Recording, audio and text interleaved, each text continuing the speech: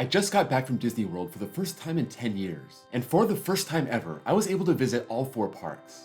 Disney isn't known for their coasters. They really excel with their themed dark rides. And don't worry, I'll rank those up later. But for today, I want to look at the 8 coasters you can find across the 4 parks, and see how they stack up against each other. These are the coasters of Walt Disney World, ranked from worst to best.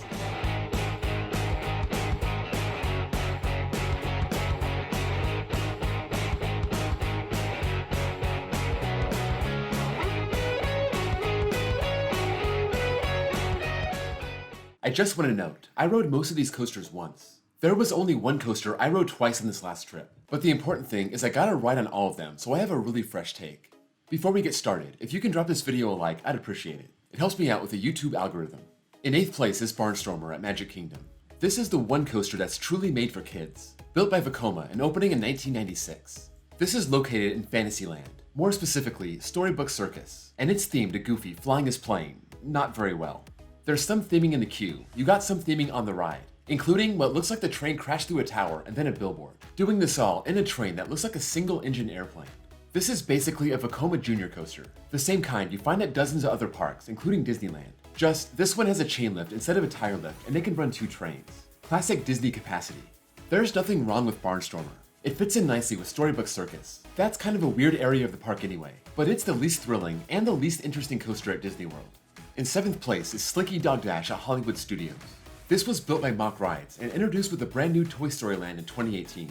My lightning lane was active right when a thunderstorm moved in, so I was very lucky to ride this in the last 10 minutes the park was open. Unfortunately, it wasn't much of a ride.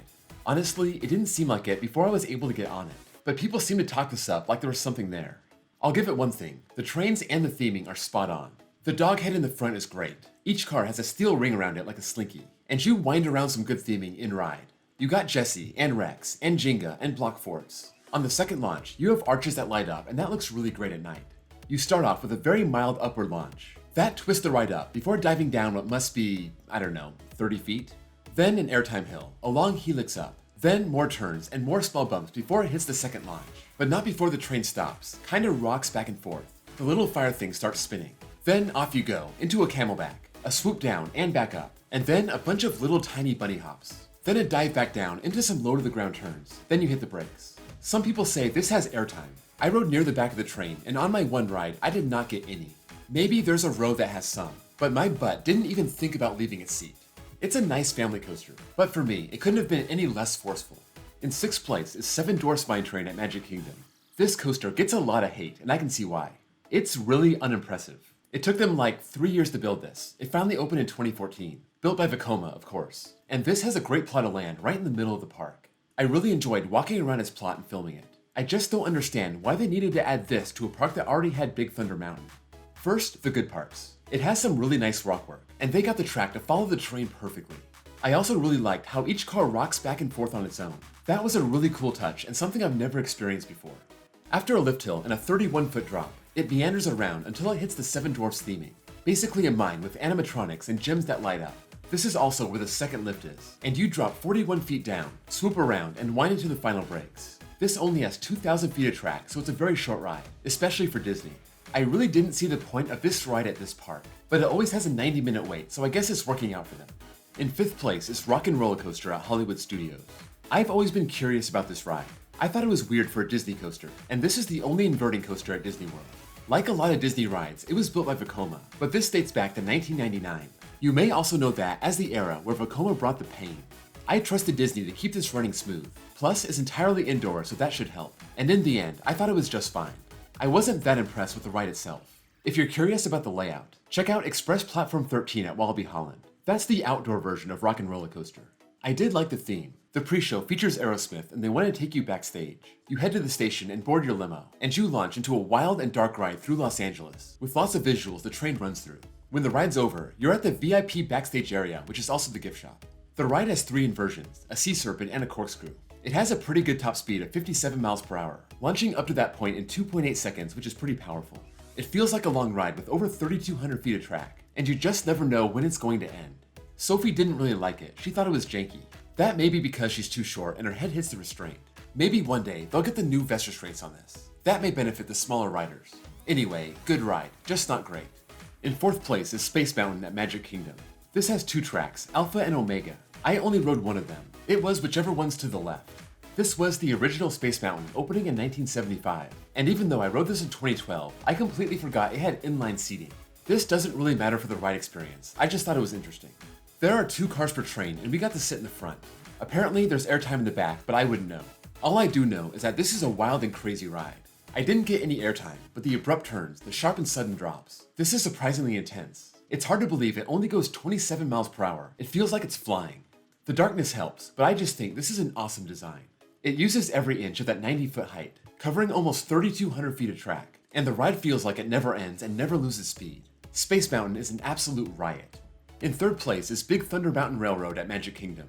This was razor close to Space Mountain, but I came off this one so impressed I gotta put it number 3. It's another classic, built back in 1980, and it delivers a 3.5-minute ride thanks to those 3 lift hills. It's not as long as Space Mountain, having just under 2,800 feet of track, but the whole ride is an experience. This does not just meander around, it's flying through sharp turns and sudden dips. It also seems to have some spots of trick track, where the train will tilt side to side. Not sure if that was in my head or if that's real, but it was cool either way. 2 of its 3 lift hills are inside the mountain, and the first 2 sections have some really forceful moments. The last one, not as much. The station is also inside the mountain. That's an interesting touch that Disneyland doesn't have. I've always loved Big Thunder at Disneyland, and I think the one at Magic Kingdom is even better. It's a longer, more forceful, more generically themed Seven Dwarfs mine train. It's not as smooth and graceful, and I think that's a good thing. It adds to the intensity when it's slapping you from side to side, and I deem this the best coaster at Magic Kingdom. In second place is Guardians of the Galaxy Cosmic Rewind at Epcot.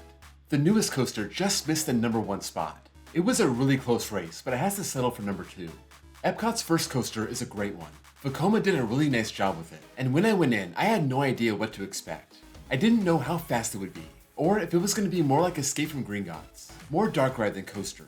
I walked away saying that was pretty much a modern day Space Mountain. The pre-show and story behind the ride is pretty complicated. I'm not going to pretend like I understood it. Maybe if you saw the movies you'd get it. Basically, you can use a cosmic generator to create wormholes in the galaxy, but then a celestial steals it. Once you're on the ride, you confront the celestial and blast the cosmic generator, and that causes an explosion which equates to a backwards launch, and your ride experience is officially on. This is where the soundtrack kicks off also. It's a random selection of 6 different songs. I got Everybody Wants to Rule the World, which is one of my all-time favorite 80s songs, so that worked out for me. From there, you have a twisted mess of track while you're spinning around the galaxy, hence the comparison to Space Mountain. There's just so much more to see here. There's a storyline to follow, and there's over 5,500 feet of track. That's one insanely long indoor coaster. Near the end, there's a helix around the moon, which is awesome. The ride is kind of repetitive, but I do appreciate the length. It's a lot of fun, the visuals are awesome. I love spinning coasters, and the backwards launch is by far the coolest part of the ride. This thing is just pure fun. In first place is Expedition Everest at Animal Kingdom. If Guardians of the Galaxy is a modern-day Space Mountain, then Expedition Everest is a modern-day Matterhorn. Disney spent $100 million building this coaster.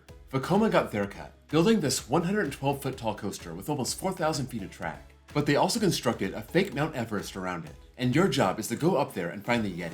The queue is full of artifacts and stories about this mysterious Yeti. You board your train and head up a small lift. This gives you an amazing view of the mountain right in front of you. You wind around the terrain before heading up a massive lift, the one you can see throughout the park. You reach the snowy top, hang a left, and climb up some more before you realize the Yeti tore up the track. There's nowhere else to go but down, backwards. While you're up there, there's a switch track behind you, and you dive backwards into the mountain, and that's a real gut punch. This is really the main reason I would not consider this a family coaster. It keeps winding you around until it leaves you up at a perch. You look up and see a silhouette of a Yeti tearing up the track. There's another switch track in front of you, and they release you down into the big drop, the one everyone takes pictures of. From there, it's flying in and out of the mountain, with high lateral moments. And right before you leave the mountain, there's a giant ugly Yeti with a strobe on it right above your head. It's terrifying. Then you leave the mountain and the ride's over. I love the storyline. The ride has great forces. The mountain is beautiful. It lasts a long time. There's a reason we came back later in the day and rode this one more time. Expedition Everest is awesome. That's a wrap on the coasters of Disney World. Let me know how you would change my list around, where you think I'm spot on or way off, and why. I asked my wife and Sophie for their rankings also, so here's how theirs compare to mine. Pretty close. We all agree on the top 2. Wifey wasn't a big fan of Big Thunder Mountain, and Sophie didn't care for Rock and Roller Coaster. As for me, I had the lowest rank for Slinky Dog Dash. Before you go, don't forget to drop a like. And if you're new here and love coasters, please give me a sub. In a couple weeks, I'll be back to rank the non-coasters I was able to ride. I'll leave the link to my vlog down below, showcasing my experience at all 4 parks. Also, check out my links below for my Discord server, and my second channel where I post copyright-free off-ride footage, and my baseball channel if you love baseball as much as I did. Thank you all for watching, and I'll see you all next time.